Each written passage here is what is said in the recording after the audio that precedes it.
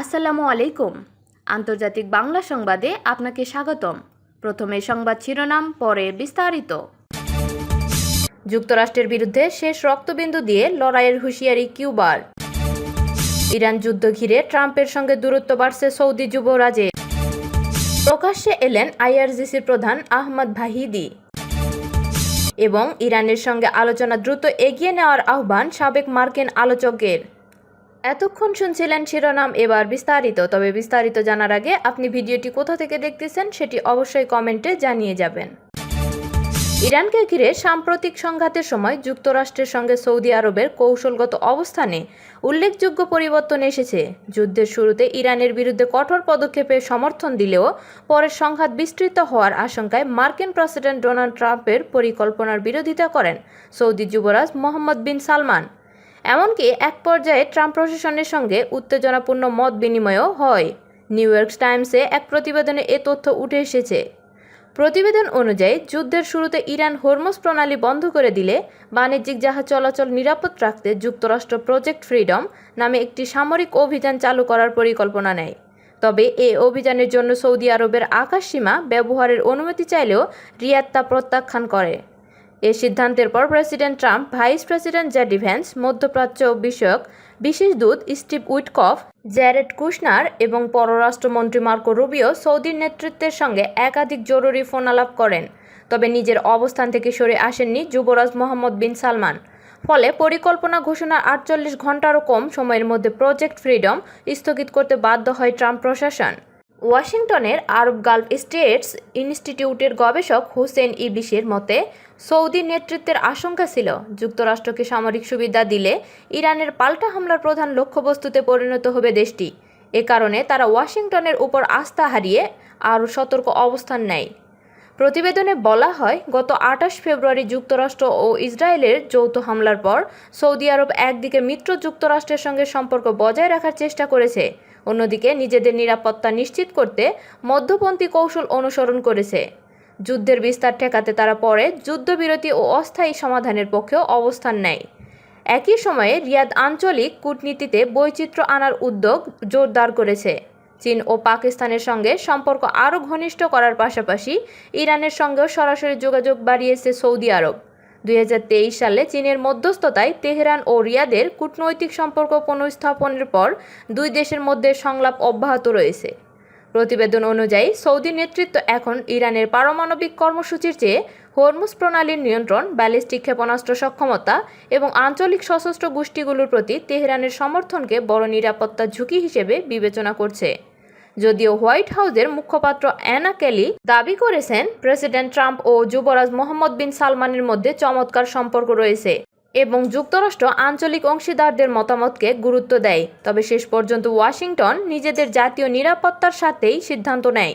New York টাইমসের বিশ্লেষণে বলা হয়েছে, সাম্প্রতিক ঘটনা প্রবাহ মধ্যপ্রাচ্যের নিরাপত্তা প্রশ্নে যুক্তরাষ্ট্র ও সৌদি আরবের দৃষ্টিভঙ্গির পার্থক্য আরও স্পষ্ট করেছে। সৌদি আরব এখন ক্রমেই এমন একটি পররাষ্ট্রনীতি অনুসরণ করছে যেখানে যুক্তরাষ্ট্রের কৌশলগত অগ্রাধিকারের চেয়ে নিজেদের জাতীয় নিরাপত্তা ও আঞ্চলিক স্থিতিশীলতাকে বেশি গুরুত্ব দেওয়া হচ্ছে। যুক্তরাষ্ট্রের যে কোনো ধরনের সামরিক আগ্রাসন বা হস্তক্ষেপের বিরুদ্ধে নিজেদের সার্বভৌমত্ব রক্ষায় কিউবার নাগরিকেরা শেষ রক্তবিন্দু দিয়ে লড়াই করতে প্রস্তুত বলে হুঁশিয়ারি দিয়েছেন দেশটির প্রেসিডেন্ট মিগুয়েল দিয়াস কানেল। মার্কিন প্রেসিডেন্ট ডোনাল্ড ট্রাম্পের নতুন করে দেওয়া হুমকির জবাবে ব্রিটিশ সংবাদ মাধ্যম স্কাই নিউজকে দেওয়া এক বিশেষ সাক্ষাৎকারে তিনি এই মন্তব্য করেন। শুক্রবার এ তথ্য নিশ্চিত করেছে তুর্কি সংবাদ সংস্থা আনাদুলু এজেন্সি। সাম্প্রতিক মার্কিন প্রেসিডেন্ট ডোনাল্ড ট্রাম্প মন্তব্য করেছিলেন যে কিউবা তাদের পথে আসছে। ট্রাম্পের এই বক্তব্যের কড়া সমালোচনা করে দিয়াস কানেল ওয়াশিংটনের বিরুদ্ধে একটি গণমাধ্যম চালিত বিষাক্ত কৌশল এবং মনস্তাত্ত্বিক যুদ্ধ চালানোর অভিযোগ তোলেন। তিনি আমেরিকার এই ধরনের বাগাম্বরকে কিউবার জনগণের মর্যাদার উপর এক চরম অবমাননা এবং আন্তর্জাতিক আইনের স্পষ্ট লঙ্ঘন বলে অভিহিত করেন। কিউবার নেতা জানান যে তার সরকার আমেরিকার সম্ভাব্য সামরিক হামলার আশঙ্কাকে কোনোভাবেই উড়িয়ে দিচ্ছে না এবং সেই অনুযায়ী নিজেদের প্রস্তুত করছে। তিনি স্পষ্ট ভাষায় বলেন, যদি কোনো আক্রমণ হয় তবে কিউবার জনগণ ঐক্য ও দৃঢ়তার সঙ্গে নিজেদের সার্বভৌমত্ব রক্ষায় জবাব দেবে। আমরা যুদ্ধ চাই না, তবে একে ভয়ও পাই না। প্রেসিডেন্ট দিয়াস কানেল কিউবার স্বাধীনতা সংগ্রামের ইতিহাস স্মরণ করে ঊনবিংশ শতাব্দীর সামরিক নেতা আন্তোনিও ম্যাসিওর একটি বিখ্যাত উক্তি পুনর্ব্যক্ত করেন। ওই নেতা বলেছিলেন যে যারা কিউবা দখল করার চেষ্টা করবে তারা কেবল রক্তে ভেজা মাটির ধুলোই পাবে। দিয়াস কানেল বলেন যে এটি কেবল কোনো স্লোগান নয়, বরং কোটি কোটি কিউবার নাগরিকের গভীর এক বিশ্বাস। ভেনেজুয়েলার প্রেসিডেন্ট নিকোলাস মাদুরোকে বন্দী করার মার্কিন সামরিক অভিযানে নিহত কিউবার কর্মীদের কথা উল্লেখ করে তিনি বলেন যে সেই বীরত্বপূর্ণ লড়াইয়ে ৩২ জন কিউবান নাগরিক নিজেদের জীবন উৎসর্গ করেছিলেন। কিউবার মাটিতে সেই আত্মত্যাগের সংখ্যা প্রয়োজন হলে লাখ লাখ বা কোটিতে গিয়ে ঠেকবে বলে তিনি হুঁশিয়ারি দেন। আমেরিকার অর্থনৈতিক নিষেধাজ্ঞা, বিশেষ করে গত জানুয়ারি মাসে ওয়াশিংটনের আরোপ করা নতুন জ্বালানি নিষেধাজ্ঞার বিষয়ে দিয়াস কানেল কথা বলেন। তিনি কিউবার মাটিতে চীন বা রাশিয়ার সামরিক ঘাঁটি থাকার মার্কিন অভিযোগ সম্পূর্ণ প্রত্যাখ্যান করে বলেন যে কিউবায় কোনো চীনা ঘাঁটি নেই। তিনি দশকের পর দশক ধরে চলা এই মার্কিন অর্থনৈতিক অবরোধকে মানব ইতিহাসের দীর্ঘতম ব্লকেড বা অবরোধ হিসেবে বর্ণনা করেন। এই অবরোধের কারণে দেশটিতে তীব্র বিদ্যুৎ বিপর্যয়, ওষুধের ঘাটতি ও চরম অর্থনৈতিক সংকট চলছে উল্লেখ করে তিনি মার্কিন জ্বালানি নিষেধাজ্ঞা পদ্ধতিকে একটি অপরাধ এবং জাতিগত নিধনযজ্ঞের সঙ্গে তুলনা করেন।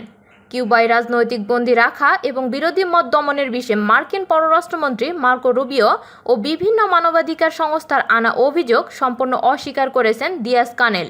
তিনি দাবি করেন যে কিউবায় কোনো রাজনৈতিক বন্দী নেই, বরং যারা কারাগারে আছেন তারা প্রত্যেকেরই দেশের দণ্ডবিধি অনুযায়ী সাধারণ অপরাধের দায়ে সাজাপ্রাপ্ত হয়েছেন, সরকারের বিরোধিতা করার জন্য নয়। এত সব চাপ এবং উত্তেজনার পরেও ওয়াশিংটনের সঙ্গে যে কোনো আলোচনায় কিউবা উন্মুক্ত বলে জানান দেশটির প্রেসিডেন্ট। তবে তিনি শর্ত দেন যে এই আলোচনা হতে হবে সম্পূর্ণ পূর্ব শর্তহীন এবং কিউবার সার্বভৌমত্ব ও রাজনৈতিক ব্যবস্থার প্রতি পারস্পরিক শ্রদ্ধাবোধের ভিত্তিতে। তিনি দৃঢ়তার সঙ্গে বলেন যে বর্তমান নানাবিধ কষ্ট ও অর্থনৈতিক সংকট সত্ত্বেও কিউবার ভবিষ্যৎ কেবলই সমৃদ্ধি এবং বিজয়ের।